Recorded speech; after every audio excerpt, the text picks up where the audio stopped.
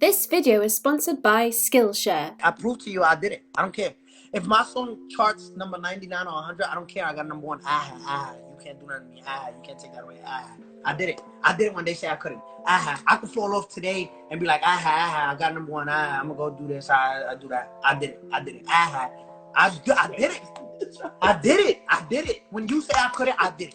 I did it. I had it. You can't take that from me. I did it. Oh my God. Yes, he's back, and you're understandably mad. It seems like it was a lifetime ago that everybody's favourite Spanish-speaking, sentient skittle 6ix9ine was facing 47 years in prison for racketeering. If you've watched previous episodes of The Clout Chronicles, my series documenting the rise and fall of this multicoloured misfit, then you'll already know the whole story. From his humble beginnings on the mean streets of Bushwick, Brooklyn, to becoming the leader of the Clout Klux Klan, or Treyway as I like to call them, to getting in too deep and getting kidnapped by his own homies, and all that eventually leading to him getting locked up on some pretty serious racketeering charges. Now, as we all know, 6ix9ine turned Desiree Perez and got to snitch in on that same gang that had previously protected him and even shot at the ops for him, landing his former cronies in the slammer with double-digit sentences, and leaving himself free to slip out of the situation faster than Meek Mill slips down his front porch. Once it was confirmed that 6ix9ine was indeed able to snitch his way out of the slammer, his comeback was inevitable, as long as nobody in jail got to him first. I mean, 10 for 10 on Billboard is all well and good, but when you've got a cellmate named Spider who's 10 for 10 on sharpened toothbrush drillings, you've got a problem. Luckily, 6ix9ine was able to keep safe during his time in the slammer, mainly shielding himself from attack with a large chunk of low-quality meat he must have found in the chow hall. Hey, apparently Diddy still throws white parties in jail, who'da thunk it? Anywho, 6ix9ine generally kept a low profile whilst he was in jail, opting to do his time in silence, unlike our old chum Kodak Black, who when he's not tugging on the guard's testicles, he's speaking out against the injustice that he's endured. But even being behind bars, this didn't stop 6ix9ine from scoring big W's. In October 2019, prior to his sentencing, he signed a $10 million contract extension with his label 10K Projects, gearing up to release 2 projects upon his release. I mean, good for 6ix9ine. Usually the only extension contracts people are signing in jail are written in jizz extending their services as a bottom bunk bitch.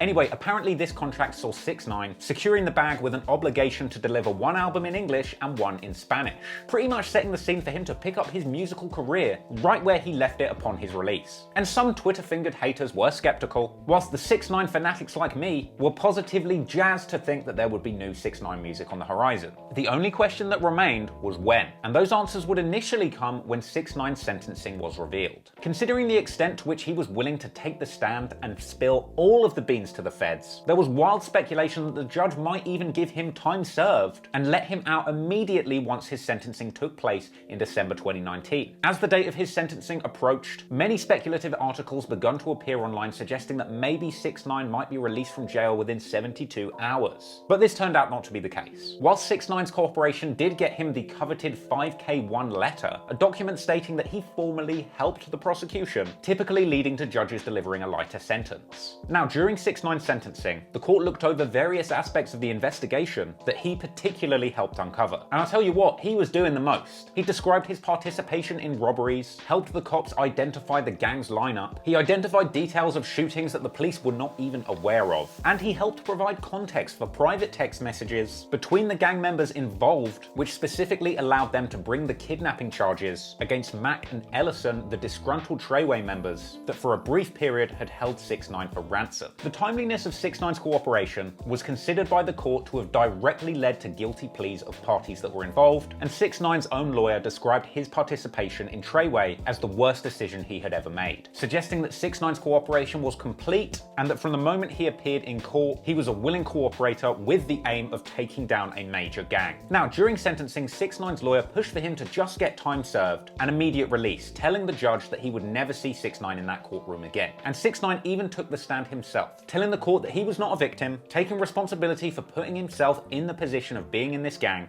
fully denouncing them and apologizing for the people that he had hurt. He offered to pay the medical bills for the only identifiable victim of his crimes, an innocent bystander shot in the leg during a shootout between warring factions of the Treyway crew, and 6ix9ine even wrote a letter which he read out in court. I know there is no apology that can kill off the pain we have all been affected by. I'm not perfect. I made a lot of bad choices, but that does not make me a bad person. If you told me in January 2017 I'd be a global star, I'd call you crazy. If in January 2018 you'd tell me I'd be part of a federal indictment, I'd call you crazy. crazy. Since the age of 14 when I lost my father, at 15, 16, 17, I'd seen my mum wake up early. I wanted to prove something to the world. I wanted the world to see me as an example, that you're in control of where you go. I used my platform to push the message. If I did it, why can't you? I gave people hope. Your Honor, a 5-year-old boy named Franklin was dying of cancer. He wanted to meet me. I asked myself why, but I went. Cancer had disabled the right side of his body. I told him how strong he was. I realized I was not just a kid with rainbow hair and 6ix9ine tats. Franklin told me I was hope. Then I met another girl named Tati. She broke out of her shell. It was September. The family was struggling. I took them school shopping for the year. Tati told me that if I can be strong, they can be strong. When people see me, they don't only see Tekashi 6ix9ine the arrogant. I'm a human. I got organs just like everyone in this room. They see Daniel Hernandez, not Tekashi 6ix9ine. I failed these kids, the millions of kids, my own kids I haven't spoke to, the whole time incarcerated. It will be a priority of mine to visit more low-income families. I failed these people. They believed in Daniel Hernandez. I was too busy making the negative image in my 6ix9ine persona. I know God has a bigger plan for me. I want to inspire the youth that it is never too late to change. If I can change for the better, so can they. I was born and raised in Brooklyn, New York. I lost my father to violence. I grew up with no guidance. It was me. I live it, so I know. Your Honor, allow me to inspire people. Not only the young people here, but the millions around the world listening and watching. And it was a moving speech, but the judge essentially slapped down any suggestion that 6ix9ine was going to get let off with a slap on the wrist and only time served. With the judge essentially saying that while he deserves a lot of credit for his cooperation, his crimes were far too violent and selfish to make 13 months a reasonable punishment. Pointing out various violent crimes that he had personally instigated, like having Trippie Redd beaten up, Shotty shooting up Frenchie BSM's Sprinter van, arranging for the robbery of Scumlord Dizzy and other Rap-A-Lot record affiliates at gunpoint, Shotty pistol whipping people who said fuck 6ix9ine on the street, the shooting at the Barclays Center during the Casanova beef, the shooting of Chief Keef outside the W Hotel at Times Square, the shootout in Smurf Village where the bystander was hit apparently greenlit by 6ix9ine. I mean, that's a hell of a lot of violence. And the judge pointed out that until 6ix9ine had gotten involved with the gang, they had never gotten involved with music industry beefs. And the judge said that 6ix9ine had used the gang to get even with his industry rivals, and that they remained armed and around 6ix9ine for this specific purpose. In fact, the judge went as far as to accuse 6ix9ine of using the same excuse as he did when he copped to the use of a child in a sexual performance charge in 2015, suggesting that just saying the bigger boys made me do it was not going to fly this time. But on the other hand, let's not forget that the judge gave 6ix9ine a lot of credit, pointing out that he had met the government a whopping 26 times to help them decode social media messages between the gang. This kid met the government 26 times. I haven't met my mum 26 times since lockdown began. And funnily enough, the judge even said that he had appreciated the memes that had been circulating throughout the trial. Geez, you think that's funny, Your Honor? Wait till you get the Ghislaine Maxwell trial. That's going to be a hoot. Anywho, the judge clearly had the last laugh on 6ix9ine, telling him directly at his sentencing, "You will not be released today," slapping him with 24 months in prison total, subtracting the 13 he had already served, leaving him with 11 months left to serve on his sentence. And this came along with 300 hours of community service and a $35,000 fine. And to his credit, the judge ended by saying that there was a lot to admire about 6ix9ine, wishing him well and saying that he had indeed learned a hard lesson. Oh, come on, Judge Gramps. All I did was facilitate murder for hire and facilitate the sale of 2 kilos of fentanyl. Lighten up! But after all of that, it looked like luck was on 6ix9ine's side, because he would end up getting out sooner than anybody could have imagined, with a little help from the entire world's newest op, coronavirus. And now a word from our sponsor. I love Chris Rich. Skillshare, it's that membership with meaning. The learning community, come and join it if you need it. Connect with other creatives, get encouraged and get inspired. If you're unsure what the future holds, come learn all your brain desires. Creative challenges, productivity classes, help you structure your time and set up goals that you can achieve. How do you think I achieved all mine? Your boy logged into Skillshare, had to get my head in the game. Learn filmmaking from home from this course that I found from Penny Lane. Improve my storytelling skills, now my vids keep your attention. And there's so many more classes on Skillshare that deserve a mention. Check this Insta poetry class that aids your self-expression. So sign up for Skillshare and send your life in the right direction. So whether you're looking to fend off boredom, focusing on self-care through creativity, or join a similarly creative community, Skillshare's the place to keep learning, baby. And right now, Skillshare's giving away 2 months free premium membership to the first 1,000 people who click my link in description box and go and explore their creativity today. After that, it's only around $10 a month. You got no excuse, baby. Get in there, click that link, fend off your boredom, and start an exciting life of new skills. Thanks, Skillshare. On the 2nd of April 2020, 6ix9ine gets released early on house arrest due to fears around the coronavirus. It's ironic that he's scared of dying in a pandemic when he looks like the 1% of germs that your hand sanitizer can't kill. But to be fair to him, this wasn't BS. 6ix9ine has talked about suffering from asthma in the past, even getting a bust-down inhaler from his former father, 50 Cent. Gym is pretty, I got asthma and shit, so like, it's hard for me. I'm the fastest kid in the world, but the asthma is kicking in. I got you. That sounds pretty. What you got me? Oh. So don't come here talking about your failed gym, motherfucker. Yo. This is an actual asthma pump? Yeah. Try it. Oh. See, now ain't no reason for you to fail gym. Shit then, if 6ix9ine gets the Rona, I'm hoping 50's gonna come through with that bust-down ventilator quick time. Anyway, whether it's a finesse or a genuine risk, 6ix9ine was granted permission by the judge to serve out the remaining 4 months of his sentence on home confinement. He was originally set for release at the end of July, but would instead be forced to stay at home and wear a GPS ankle monitor, which would force him to stay at his home, only being allowed to leave for medical treatment or to meet his attorney. But more importantly, he did not face any other restrictions on what he could do, which meant that he could speak to whoever he wanted, go on social media, and most importantly, record and release music videos. And so with this new freedom came speculation as to what his first moves would be. Fortunately, he hadn't lost his sense of humor while he was in jail, because the first thing that he did was joke publicly about being a snitch, responding to a news article about the LA mayor offering rewards for citizens who snitch on those that are violating the COVID-19 stay-at-home orders, with 6ix9ine saying in response to this, "Coming to the rescue." And a few days after that, he doubled down on his newfound identity as Super Snitch, changing his IG profile picture to an animated pic of him sitting in a rat trap eating cheese, along with a new bio that said, "Why is everybody calling me a snitch? I'm missing something?" But aside from this light-hearted trolling, generally for the first few weeks of being free, 6ix9ine kept a pretty low profile. Although he did pop up in the comments of Tory Lanez's Quarantine Radio, something which for the record I did predict the night before.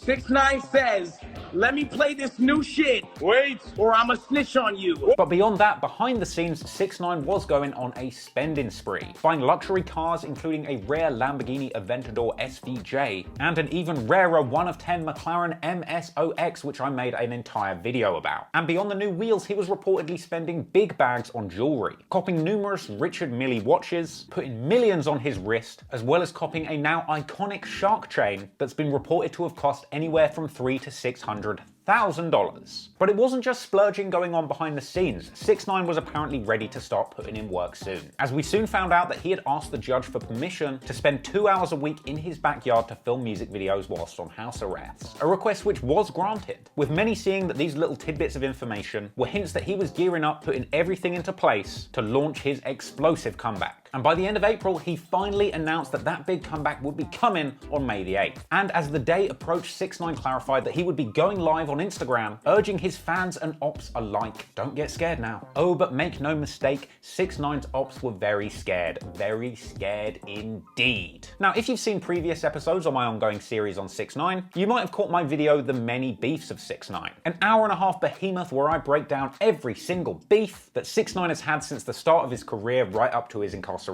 And ever since he got locked up, countless ops crawled out the woodwork to take a dump on him from a great height. Whether it was Snoop Dogg saying that he never ratted and he never will, remember that for later, or Future misspelling his name and calling him a rat too. But then again, you gotta cut Future some slack for getting 6ix9ine's name wrong. After all, he struggles enough to remember all of his kids' names. We had Lil Durk saying "fuck 6ix9ine, Snitch K," or Meek Mill 64 telling the world the 6ix9ine story was a cautionary tale and that clout is not the route to get money. Well, I beg to differ, Meek, and we're gonna remember that comment for later on in this video too. Now, of course, once 6ix9ine was released, all of those same people that had hated on him while he was inside were lining up to drop shade and celebrate the inevitable flop that they thought this rap would be facing. But perhaps these condescending rappers didn't quite realize what they were getting themselves into. And as 6ix9ine's return descended on the rap game like a Skittle-stained tidal wave, Tekashi would make sure that no clean-shirted rapper in the industry would remain unstained. It's 6IX9INE's 24th birthday, May the 8th. After 14 months of dropping nothing but soap, he finally dropped his new single. Fans have waited ages for 6IX9INE to make a comeback, and not the kind of comeback he used to get from his cellmate. 6IX9INE would finally have a release to be proud of, unlike the one his cellmate made on his face. Okay, I'll stop.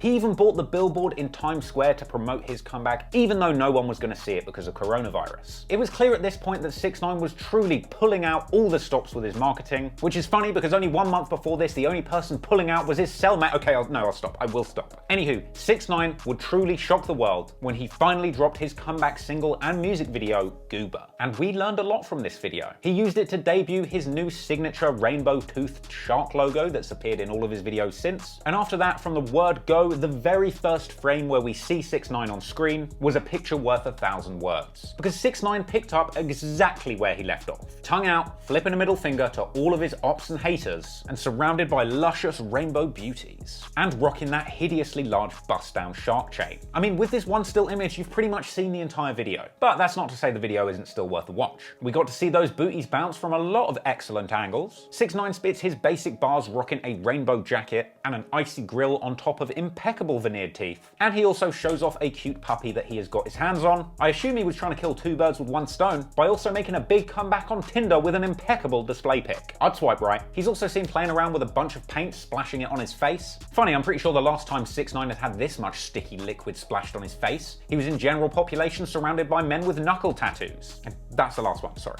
He also, in an iconic act of self-awareness, transformed for a brief moment into a cute animated rat with rainbow whiskers, which in my opinion was a pretty ingenious move designed to head off any and all criticism he was about to face from the industry for being a rat. We also got a glimpse of 6IX9INE's ankle monitor, and of course the main dancer in the music video was his short-suffering girlfriend Jade, who is eager to show the viewers her judgment is just as bad as her boyfriend's with this dreadful tattoo of his face. I hear she's got an offset tattoo somewhere you can't see, eh? But anyway, the actual song Goober itself was interesting too. The simple lyrics and shouted delivery were textbook Zilla 6IX9INE, and the song was filled with the usual 6IX9INE references to haters, clout chasers, interpolating his beloved line, "Are you dumb, stupid, or dumb?"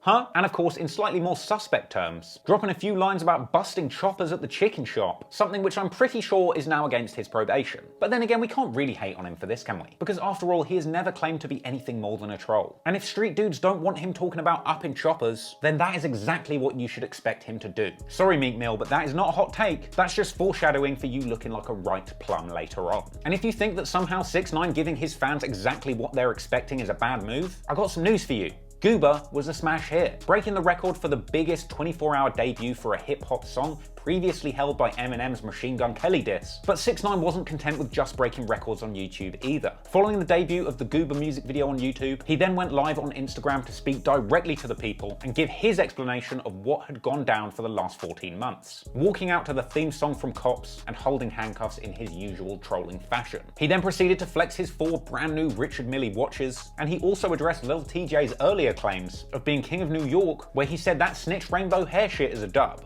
Hey, don't worry guys, I didn't know who Lil TJ was before all this either, so. But aside from stoking more beef from all of the unprovoked pot shots that he had been subjected to, as he always does, 6IX9INE also laid the seeds for future beefs by going extra hard at all of the people who said that he could never rap, then come back and take over the game. The real value of this live was 6IX9INE finally giving us some honest perspectives on how he sees himself after having turned snitch on his former crew. Position, completely letting himself off the hook on the basis that he only betrayed his former gang because they betrayed him first. Now, I personally never cared too much about 6IX9INE snitching. I ain't really about that life, and I don't think he was ever really about that life either. And perhaps his big tough gang homies should have known better than trusting this rainbow-haired clout clown to begin with. But in my opinion, the single most important part of this live came right at the end, where he thanked his fans, the judge, and his legal team for everything they had done to get him to this point in a pretty heartfelt. He says the single most insightful thing we had heard from 6IX9INE right up until this point. He says that he now realized that he didn't need any of the gang business to become the star that he always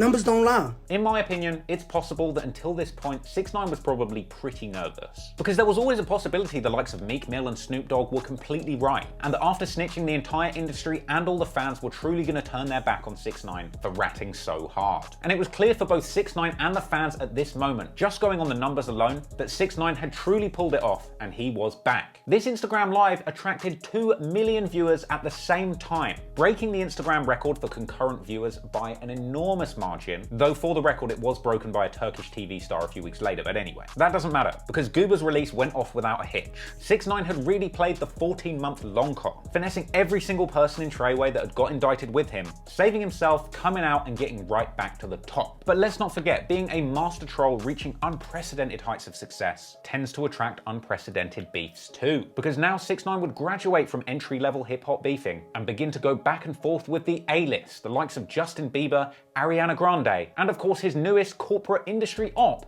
the Billboard charts themselves. Now, who remembers 6ix9ine's habit of saying he's X for X on Billboard? Took the talk and I walked the walk, man. 5 songs on Billboard, 5. I thought I was 4 for 4. Woke up this morning, Gummo, Kuda, Kiki, Rondo, and Billy. Treyway! I don't think y'all know how hard it is to make fucking Billboard in the first place is. We 6 for fucking 6, nigga. 6 for what? We 6 for 6. 6 for what? Fuck you talking about 6 for 6, blood. 6 for 6. We 6 for fucking 6, blood. 6 for 6. I That's don't even how drink drink we this bumming, shit. man. You know that shit, man. Tekashi 6ix9ine, 7 on fucking Billboard, man. 8 on the fucking Billboard, top fucking 10 record. Fifi is fucking lit. Another fucking Billboard hit, nigga. 9 for 9. It's fucking Treyway. 10 for 10 on the Billboard. It's fucking Treyway. It's Treyway? God, I miss him saying that. He'll probably go to jail if he says that now. Anyway, you would have thought 6ix9ine would have been delighted to see his track Goober sliding into number 3 on the Billboard charts. But then again, he had had a number 3 before with Fifi. In fact, no, he was not happy with number 3 at all. And before Billboard announced the chart positions that week, 6ix9ine posted an epic rant to Instagram calling them out for manipulating the chart positions. I'm gonna make this real quick because I'll be real disappointed if Billboard gets paid for number 1s, somehow manipulate the charts. He went on to show sales forecasts for that week. Number 1, Doja Cat, Say So. Number 2, 6ix9ine, Goober. Number 3, The Weeknd, Blinding Lights. 4, Megan Thee Stallion. Number 5, Ariana Grande Was Stuck With You. And then he claims in the last hour of last night, Ariana Grande submitted 60,000 last-minute sales, jumping her and Bieber's track up to number 1. Last night, last second, like last hour, Stuck With You by Ariana Grande submits 60,000 units out of nowhere, completely out of nowhere. This is the forecast they sent every label. It puts Ariana Grande Was Stuck With You at 43.7, which jumps 12 points. They went from being 5th place to 1st place out of nowhere, right? But this wasn't all. He also showed a last-minute bundling that Ariana Grande and Justin Bieber had done, which was also announced at the very last minute. And then they post, for a very limited time, go. So Billboard, if you manipulate the charts, right, and you create bundles. 6ix9ine claimed that the actual streaming numbers for Goober blew both Ariana Grande and Doja Cat songs out of the water. Goober streamed over 200 million streams, more than Stuck With You, Doja Cat. Now, unfortunately for 6ix9ine, what ended up happening was Ariana Grande and Bieber ended up coming in at number 1, Doja Cat at number 2, and 6ix9ine's Goober at number 3. 6ix9ine, naturally displeased with this, took to Instagram once again to call out Billboard for rigging the charts in favor of the highest bidder. So listen, I want the world to know that Billboard is a lie. You can buy number 1s on Billboard. I want that to register in your head. He went on to accuse Grande and Bieber of buying 30,000 copies of their own record with 6 credit cards and calling out Billboard for allowing them to rig the charts. Last Thursday, Ariana Was Stuck With You submitted 60,000 units last second. With the investigation, we found this. They purchased half of those things with 6 credit cards. When we asked where was those 6 credit cards linked to, Billboard said we can't disclose that information. Now, this sounds pretty salty, especially when he repeats it over and over. 30,000 and so units with 6 credit cards. 6 credit cards. Now, to be honest, this really isn't that much of a big deal. You see, the thing about focusing on just one aspect of the data, in this case, only half of the 60,000 units that were submitted last minute that 6ix9ine claims were bought on 6 credit cards, is kind of an attempt to distract you from the fact that the other 30,000 sales were indeed kosher. And those 30,000 unquestionable sales are enough for Grande and Bieber to beat Goober. After all, Goober only sold 24,000 physical units. Compare this to 108,000 with Bieber and Grande's track Stuck With You, as Billboard explained in their response. And they also explained why they failed to disclose information about where those additional sales had come from. When we asked where was those 6 credit cards linked to, Billboard said we can't disclose that information. Well, yeah, they don't just disclose credit card information on all the customers that bought Ariana Grande's single, because that would be a ridiculous privacy violation. In fact, another critique of 6ix9ine's that didn't really hold any water was his claim that his streams weren't being counted. Goober streamed 50 million streams, and this is what they're counting only, 50 million streams, right? They only counted, look what Billboard counts.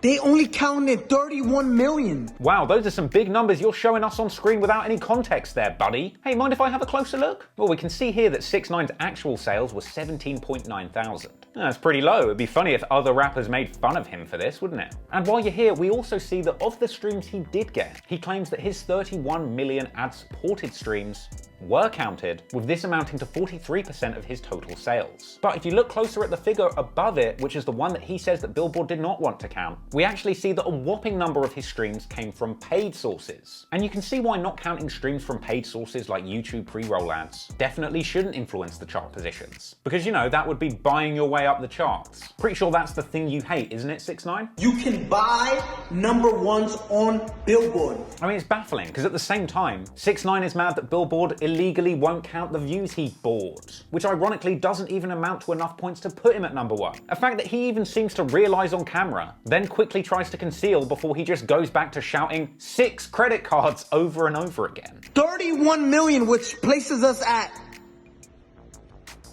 38 points, when in 5th place, you were stuck at 32 points. 6 credit cards buys you 36 credit.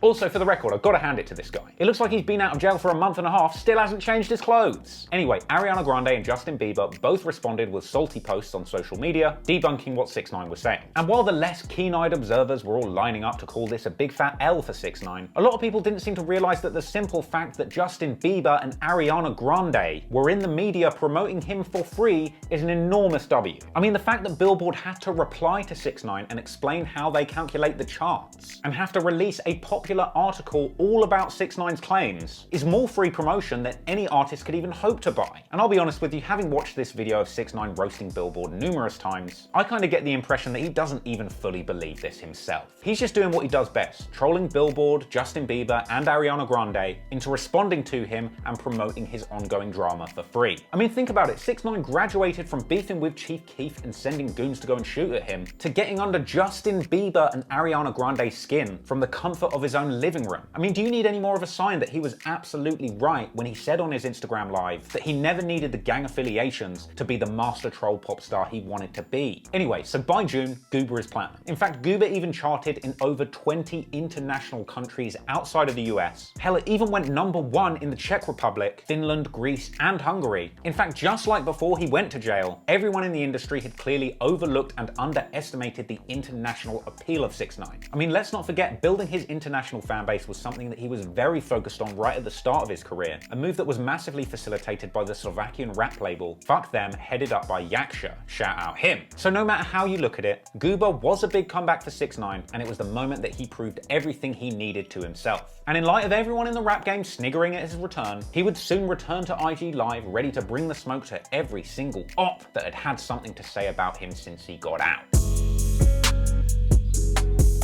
Following the successful placement of Goober into the top 3, 6ix9ine was in prime trash talking mode. But of course, being the most hated man in the music industry leaves you with limited outlets for you to distribute your message. But luckily, there's always been one brave and bold name in the rap game, willing to put his rep on the line to give this skittle-headed fool a voice. He's the Joe Budden debater, 6ix9ine congratulator, and Meek Mill agitator, the true pioneer of everything I hold dear, DJ Academics, who actually made a rare trip out of his mum's basement / new mansion that he just bought cash, congrats academics, to get on a wild Henny-sipping IG live session with 6ix9ine at his mansion. And also, let's not forget, Academics and 6ix9ine's professional relationship runs deep, and over the past year we've seen Ack flexing numerous plaques for having ghostwritten iconic lines for 6ix9ine's music over the years. But on this IG live, Academics and 6ix9ine took a slightly different approach to their hitmaking, instead choosing to crowdsource 6ix9ine's bars, and offering fans an opportunity to help write 6ix9ine's next hit like some sort of Treyway's Got Talent. We gonna let the fans write the song, and I swear I'm gonna put it on the album. Write the verse for us. Hey, I mean, at least he's honest about needing a ghostwriter, unlike Drake. So let me put it like this. I need help writing this verse. Like, I can't write music to save my life. Help me. And to be fair to him, after dishing out a couple of L's, he got some good contestants. If you're a washed up rapper, if you're washed up, this is your chance to get your career back. Yo. What's up? Yo, what's up, brother? Yo, could you rap? Of course, man. All right, so look, I'm gonna drop it and the open verse. Just give me your hardest balls. Once in a lifetime opportunity. But I swear to God, I'm putting this on the album. I swear to my mother, I'm putting this on the album. You just gotta give me some fire, cause I can't. Give me like 30 minutes to write the verse. Nah. Go ahead, bro. Spinning in the G5, flying in the G6. Pull up on your bitch and she wanna suck this dick. Oh yeah. Right there. Slide enough for G5 in the G6 when the phone with a thing down wanna suck dick. I'm sliding in the G5 in the G6 when the phone with a bitch and she wanna suck dick. I got the G5 in the G6 and I'm riding with your bitch and she wanna suck dick. Watch you trying to take a flake, bitch. I got my stick. Oh shit, me. I'm Okay. She wanna take a flick, but she don't know I got the stick.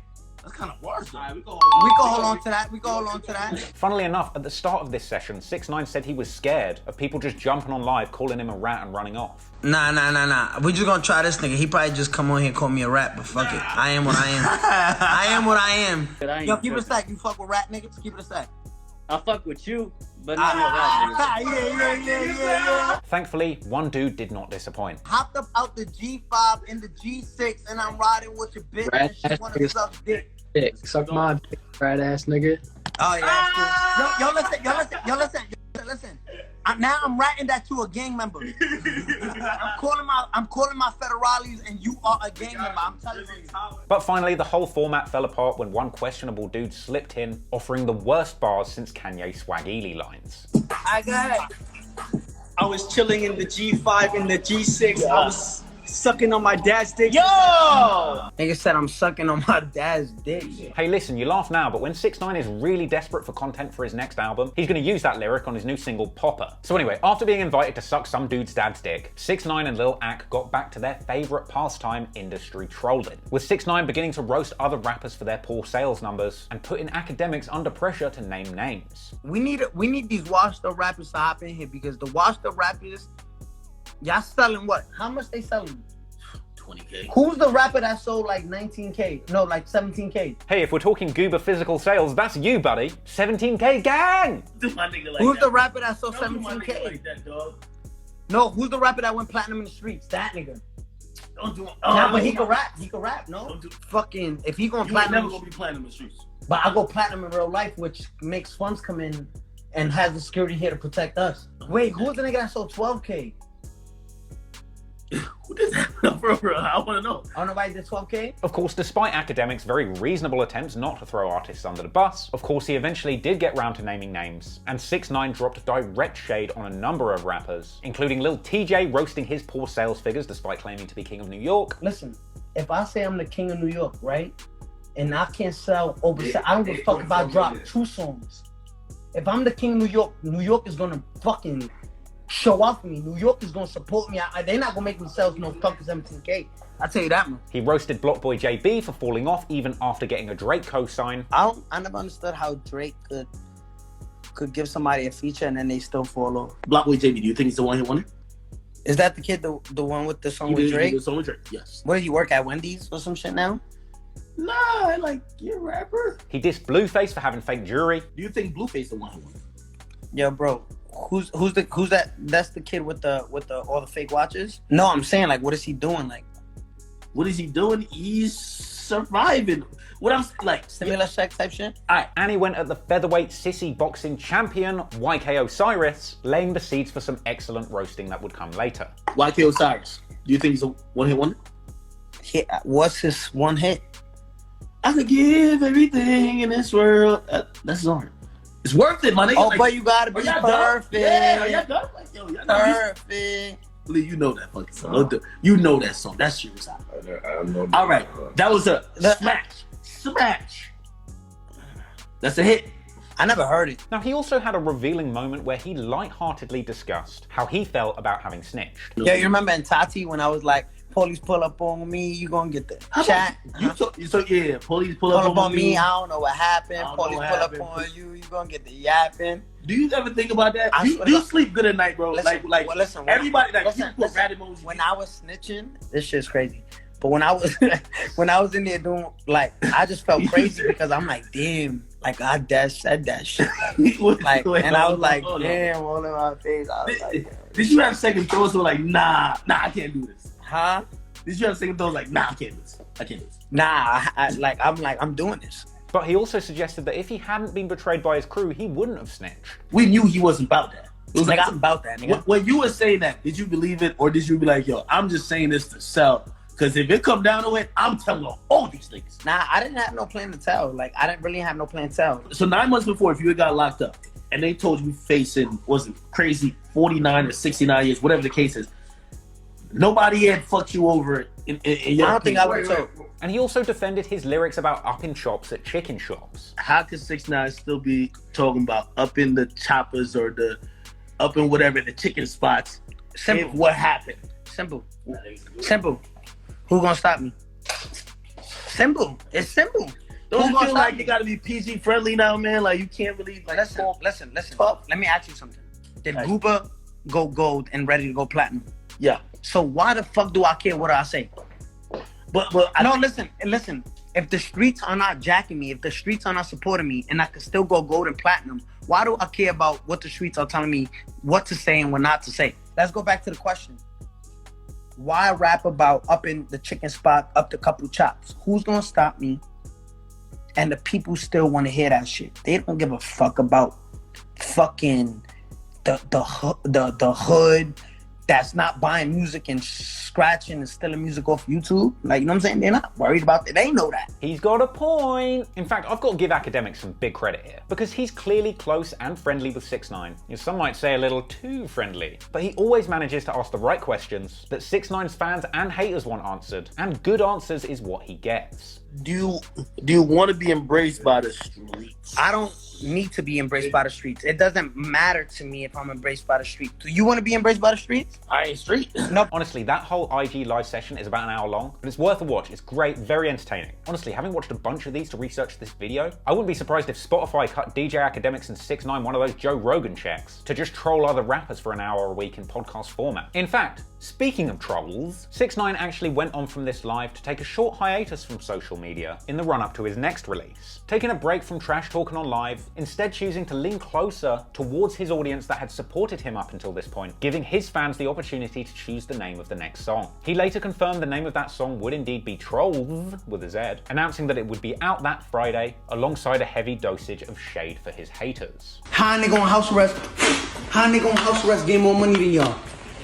Explain that to me. Y'all ever seen $1 million in cash? Nigga? Cause I made this on house arrest, nigga. I made this on house arrest, nigga. I know y'all thought this was over. It's never over. May 29th, another single. Now, after several short delays, out of respect for the tragic events that had occurred in the US around this period, by the time the release was approaching, rumors were swirling that the track would feature a Nicki Minaj verse. Reports had surfaced suggesting that she had been to his house to film a music video. Bear in mind, ever since he got out, people had had a close eye on where he was, and he'd already had to move house due to his address leaking. And well, it turned out that the neighborhood watch was absolutely right, as Nicki Minaj's feature on Trolls was confirmed when they both announced a promotional merch bundle ahead of the song's release. Merchandise bundling, eh? Sounds familiar. Anyway, once the cat was out of the bag, there was no point waiting any longer. So 6ix9ine did what he does best, announced that he was about to go on another epic Instagram live rant alongside the impending link up with Nicki Minaj. So look, I'm gonna make this very clear. Tonight, I'm going on Instagram Live at 11 p.m. New York Eastern Time. It's a lot of shit I want to get off my chest.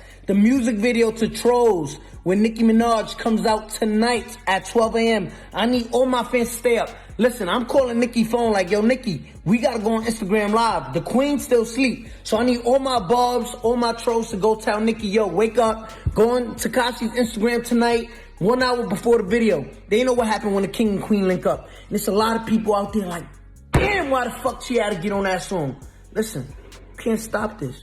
And when he did finally hop on live, he came through looking like the Santa Claus of clout with a naughty list of all of the rappers that he was gearing up to unload on for being a bunch of snakes and rats too.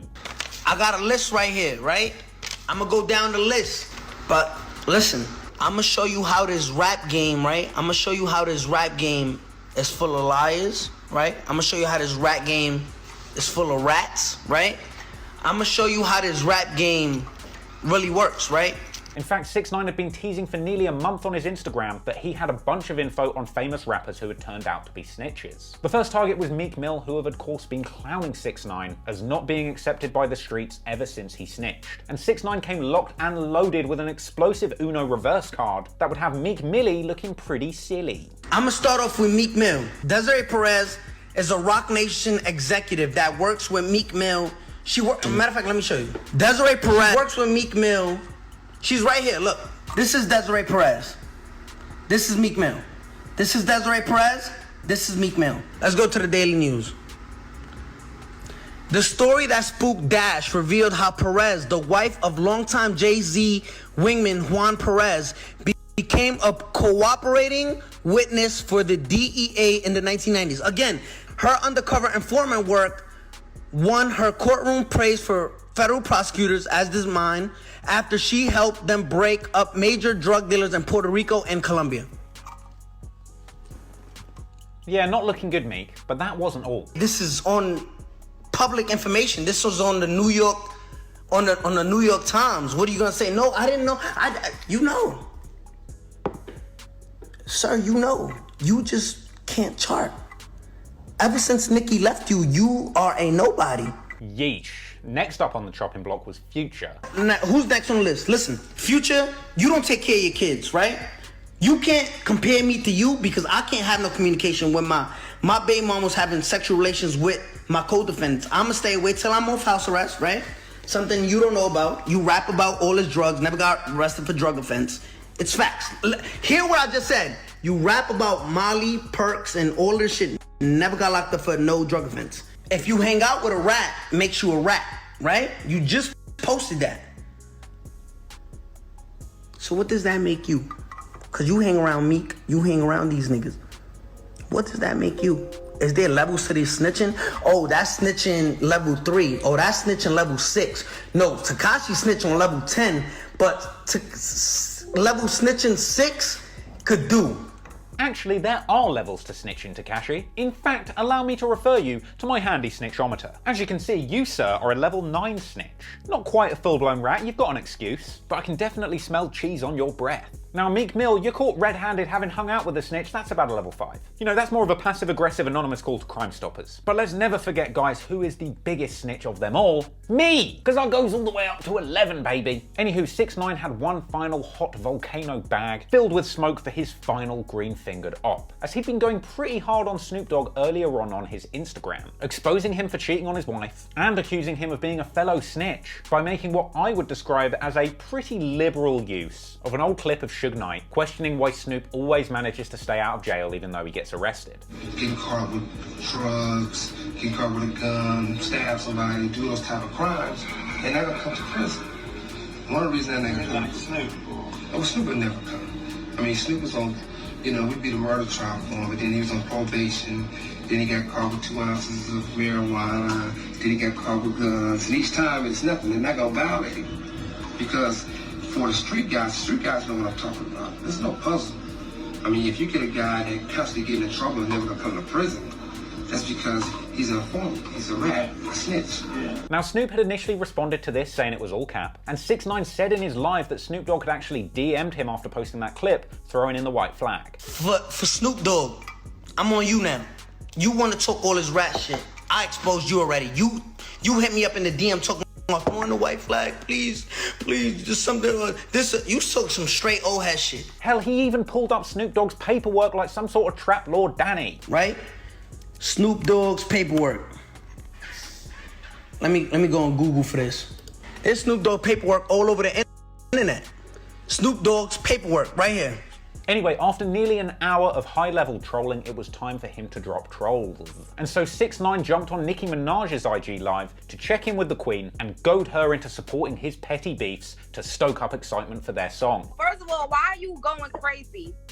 I'm not going crazy. Let me know if I'm spitting, if I'm saying something wrong. Look, let me just show you. And fuck this nigga, because after you left this nigga's career been gone. Like, this nigga Alright, let me chill. You right. Let me chill. But in the end, we saw what Nicki Minaj was really there for. To give 6ix9ine a much-needed industry cosign, as she would essentially become, in this video, the first mainstream music industry personality to publicly endorse 6ix9ine and essentially absolve him of all of his snitching sins. My take on it is, I feel street niggas have every right to feel how they want to feel about snitching because they live that life. That's a fact. I feel rappers need to play it easy because everybody mingles and you know, integrates with everybody. And if a top executive rap call one of y'all unsigned rappers right now, sign y'all signing. Because I feel street niggas have a right to feel how they want to motherfucking feel because they in the field. Mm-hmm. And you know, I'm not on the block with 6ix9ine. Mm-hmm. Me and 6ix9ine is not on the block. We in the music business. And of course, this is where she dropped that absolute clanger of a soundbite about her gangster-ass husband. My husband doesn't fuck with the snitch culture. Hey, it's good to know that if the music career fails, all 6ix9ine's got to do is shave his hair off and he's got a show on Revolt. Anyway, they spoke a little bit longer, but we didn't really learn anything new from their discussion. Oh, except that 6ix9ine is a time traveler. Niggas been ratting since the 1800s. So, damage control had been officially administered courtesy of Nicki Minaj. In fact, following the live with Nicki, we saw another live between 6ix9ine and Latin rapper Anuel AA that went down completely in Spanish and over a lot of English speakers' heads. But in this video, Anuel and 6ix9ine essentially agreed that Nicki Minaj speaking out on his behalf had essentially hushed down the industry's hate for 6ix9ine and paved the way for a street artist like Anuel to work with 6ix9ine on that basis going forward. There's a lot of people talking about the situation. And the one that put it clear towards the industry was a girl, and that was Nicki Minaj. Una mujer tuvo que ponerse el pantalón de hombre. Like 6ix9ine says, yeah, una mujer, a woman had to open up, you know, her mouth and put her man pants to talk to all these rappers that are chotas. That means snitch. If you got a nigga that snitch, you call him chota in Spanish. You feel me? Pero sabe cuando no vamos a hablar de eso. He says, sabe, no vamos a hablar de eso, and Noel laughs and he moves away. Hold on, papi. Oh, I also want to say shout out to Pancho's Place for the translation on this video. You should go and subscribe to him for some good Latin rap content. And he also just did a translation of 6ix9ine's new single, Ya Ya, that is in Spanish. So anyway, from here on, Anuel basically takes the same tone with 6ix9ine as Nicki Minaj did, telling him straight up that he doesn't mess with snitching, but accepting that they're in the music industry together, not the streets. He just had to say it. Hey, I just want to say something clear, and I don't applaud snitching. And then he said, oh, you want to know something? Well, the people who are really talking shit are the artists, the rappers, the singers. The people in the streets, you got to give it to them, because in the streets,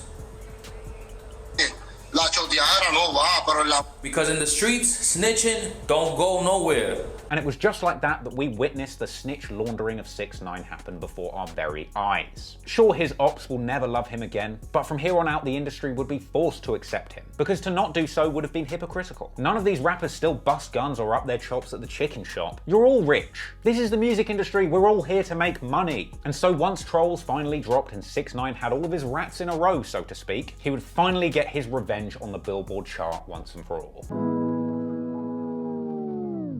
Now, after Goober's #3 Billboard debacle, 6ix9ine vowed to go #1 on Billboard next time, goading Billboard with an Instagram post of himself holding 6 credit cards, saying don't worry, #1 next time, an obvious hint to his plans going forward. Obviously, after that enormous snitchathon with Nicki Minaj, excitement was at fever pitch. And when the music video for Trolls dropped, it is no disappointment. We saw 6ix9ine and Nicki having good times like old pals, in scenes very reminiscent of their previous hit song Fifi. Of course, Trolls was the 3rd track in a trilogy of Nicki Minaj collaborations, but of course let's not forget that the 2nd track that they did together, Mama, which also featured Kanye West, ended up getting canned after somebody shot up the music video. Now, the Trolls music video also had a wood-inducing setup with a topless Nicki Minaj, with her titties bouncing harder than a check from Birdman. We also saw Nicki pour a gallon of sticky white liquid all over 6ix9ine's face, just like his cellmate used to do. Got ya. In fact, it was this powerful shot where 6ix9ine delivered a strong message to his ops: I eat pieces of tits like you for breakfast. 6ix9ine also seemed to add a kitten to his previously seen puppy collection, just in case those Skittles weren't enough to lure children into his house. But to be fair, this music video had some pretty awesome and wild effects. Cool light tunnels, a sexy hot tub setup. I mean, it's honestly incredible to think he did all of this in his goddamn house. I personally like Trolls, but I know a lot of people don't like it. But as 6ix9ine has said on numerous occasions,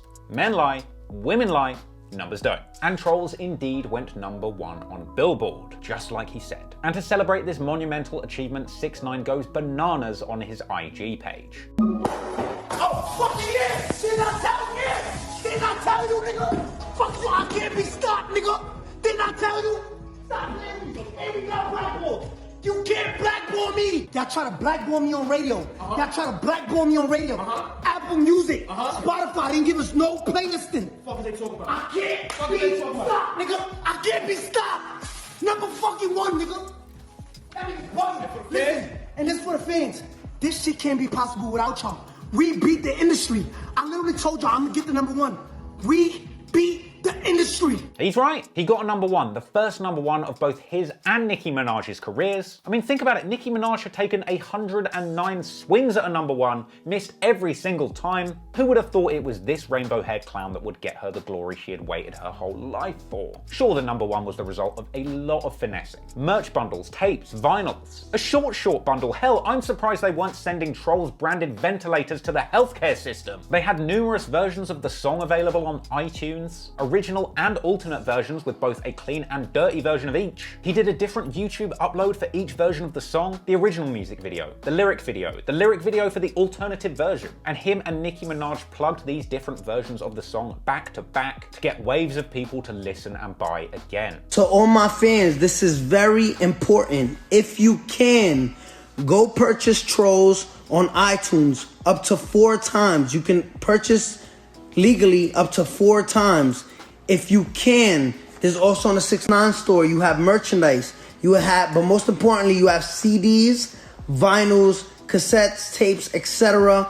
You can buy up to 4 times. That's the legal amount, up to 4 times. But you can't blame them though. Everybody's finessing Billboard, and he did exactly what had been done to him before. So Trolls landed at #1 on Billboard, and it moved 116,000 units. This was the highest one-week sales sum in a year since Taylor Swift dropped the song Me in 2019, but to be fair, it also did break the record for the biggest drop on the charts for a #1 debut, becoming the only record in Billboard history to only remain in the top 30 for 1 week. In fact, another mini L that 6ix9ine endured during the promotion of Trolls was the fact that for a moment it looked like it had indeed broken the record for biggest 24-hour debut for a hip-hop song on YouTube, supposedly beating the record that Goober had set previously before YouTube came out and dashed these hopes, disputing the originally cited view count figure that was supposedly in excess of 40 million, saying that the actual views were only 32.5 million, 6.4 million less than Goober's 24-hour debut, once again discounting the paid-for pre-roll ad views, which confirmed something which not a lot of people had noticed until this point, that a large proportion of 6ix9ine's total YouTube views were coming from paid advertising like YouTube pre-roll ads. Geez, I mean 6ix9ine, if you're gonna spend money on YouTube advertising, send some of those pre-roll ads my way. In fact, throw me a couple of racks, sponsor one of my videos, I'll say whatever you want. Thanks 6ix9ine for sponsoring this video, and don't forget to use my promo code SNITCH69 at checkout to get 45 years off. Anyway, many ops pointed to these exposés as proof that 6ix9ine was a certified fraud, while others, myself included, considered the ease with which he finessed the Billboard out of a #1, just like he said he would, as definitive proof that Billboard is indeed just as corrupt as he said they were. But regardless of what you think about how or what he did,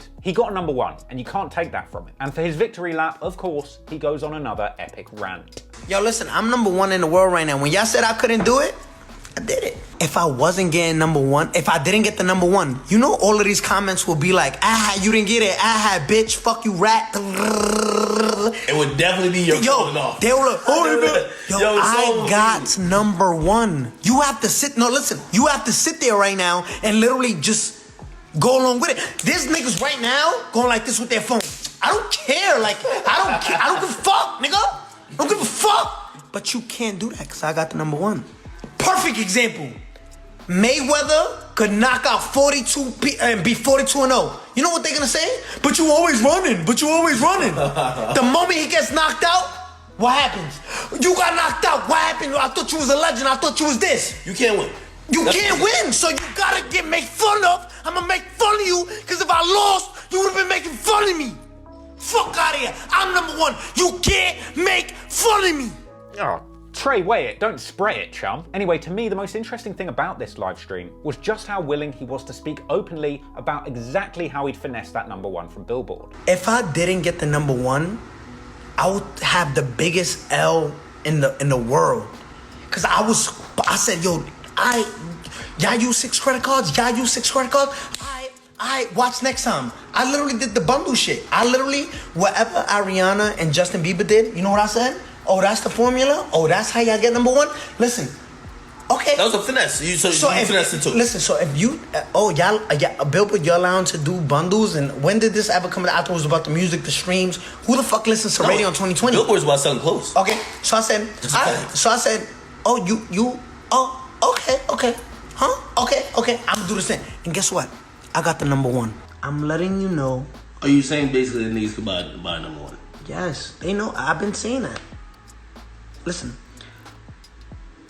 when you have a #1 record and you could put bundles together and all this shit, which if it's legal, we're gonna do it. You know, I think this was something a lot of the 6ix9ine hate brigade completely missed. Yeah, I'm looking at you, Forbes, because it's not really hypocritical of him to lose out on a #1 because somebody else finessed merch bundles. When Goober dropped, 6ix9ine missed out on a #1 because somebody else had finessed the #1 by bundling merch. So he just did exactly what he saw someone else do to get the #1. If somebody finesses you out of a #1, the best thing you could possibly do is break down their strategy and do it yourself. And in the end, 6ix9ine proved that every accusation he made against Billboard held some weight, because he was able to test out whether or not these finesses worked on his next single, and they did. Boom, #1 record. And then he kind of did have a pretty convenient excuse as to why Trolls had fallen so far from the #1 position after it debuted. When you get a #1, right, and it stays #1, it don't stay #1 because it's popular. It's popular, it's hot.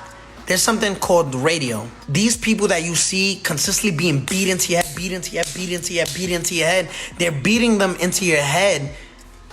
The radio program. The radio program. It's all about paying. All right. Keep this on the radio. Keep this. And this is a fact. Keep. Hold on. Hold on. At the end of the day, it doesn't matter how long it lasted or how badly he did it. At least that's what I told my ex-girlfriend. He finessed a #1 from Billboard, and they can never take that away from him. And in the end, he had the last laugh on Billboard. And I would personally wager that getting a #1 is no longer even a priority for 6ix9ine. And it seems like now he's focused on topping the charts internationally with his Latin records. Definitely going #1.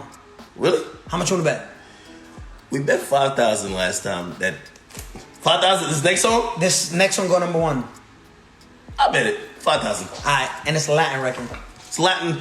Wait. Which #1 we talking about? Nah, that's it. You already did it. No, we talking about Billboard. Nah, Billboard. Latin, nigga. Are you crazy? It's Billboard, nigga. If I put Billboard Latin right now. And he also has big plans on getting that international tour money once coronavirus is over. I could sell out an arena in Germany. I could sell out an arena in Norway, which is happening. Like, I could do that. How many people in Norway?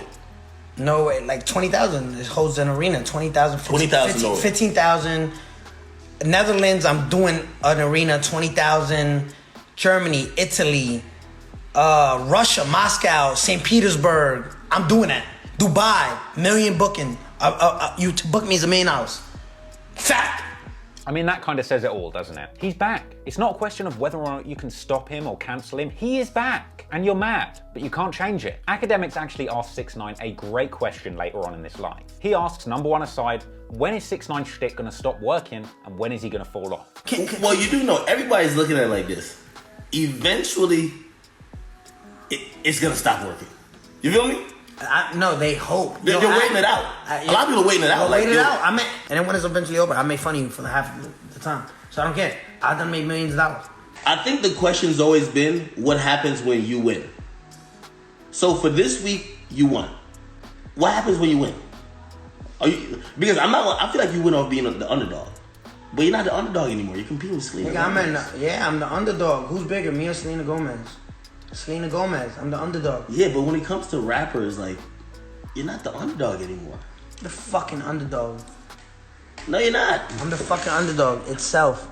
Academics has a point here. The comeback of 6ix9ine works so well because he is a master troll. It's fun to watch him win against the odds and then take a huge dump on all of his ops from a great high. But now the comeback's over and it's not clear what the narrative is going to be for 6ix9ine going forward. At the end of my last 6ix9ine video, I said that I hope he gets out and does good with this opportunity that he's been given. And now he's out, he's kind of back to where he was and doing the same shtick that he was doing before, admittedly at a much higher level. He beat the odds, he came out the other side with his life and his freedom, a #1 record, and $10 million in the bank. And he no longer needs the gang affiliations to get the attention that he needs to win. All big W's. In my opinion, from here on out, there are 3 possible endings for the 6ix9ine story. Option 1, the Treyway goons make a comeback and get him good, the Hollywood ending as I like to call it. 2, he falls off completely because the comeback is now over and who cares. But of course, as he says, if that's the case, he'll just kick back and laugh because he made millions and proved everyone wrong. Or there's option 3, he continues to keep everybody's attention through his devious trolling and somehow manages to remain at the top for the rest of his life. Like some sort of fentanyl dealing Treyway screaming rainbow pubed Madonna, which to be honest, I'm kind of up for. You know what? In many ways, 6ix9ine is kind of like the coronavirus. No one asked for him to be released into society, but now he's everywhere.